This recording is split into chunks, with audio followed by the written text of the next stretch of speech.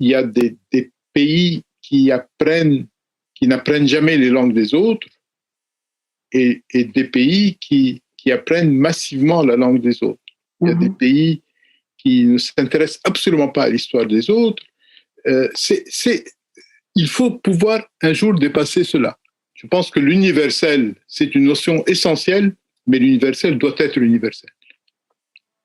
Les valeurs universelles, les principes universels doivent être universels pour tous, mais les expressions culturelles doivent venir de partout. L'Europe, pendant très longtemps, a dominé le monde.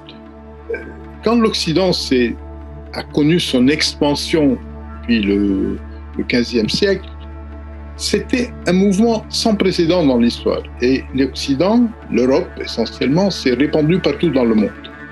Et toutes les civilisations qui n'étaient pas la civilisation occidentale étaient sous pression. Personne n'avait la réponse. Chacun s'est battu, chacun a souffert souvent pendant des siècles pour trouver une réponse. Puis, l'Europe a connu des expériences qui l'ont mûri, des expériences extérieures et intérieures.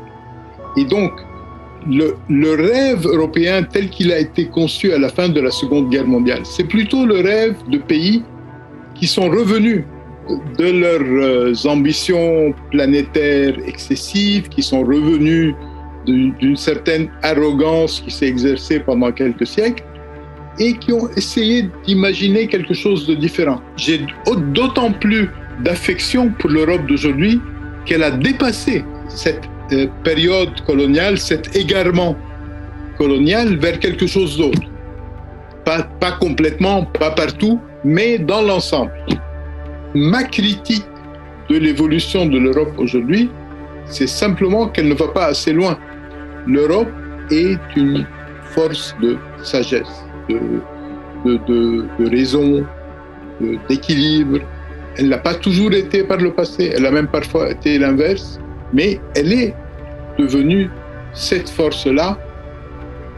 Je crois que l'un des drames majeurs de beaucoup de pays, c'est l'ignorance et l'obscurantisme. Là, on sent qu'il y a un mouvement qui monte, qui est en train de devenir majoritaire dans les sociétés et qui porte des idées extrêmement hostiles à tout ce qui vient de ma région natale.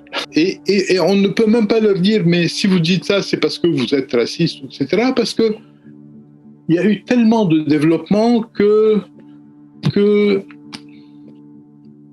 les gens se sentent le droit de dire n'importe quoi et tout passe. Tout passe. Tous ceux qui viennent de cette région, qui aiment cette région, sa civilisation, souffrent tous les jours de voir que le monde arabe n'a pas véritablement une voix écoutée dans le monde. Je pense que la culture est la voie de la solution.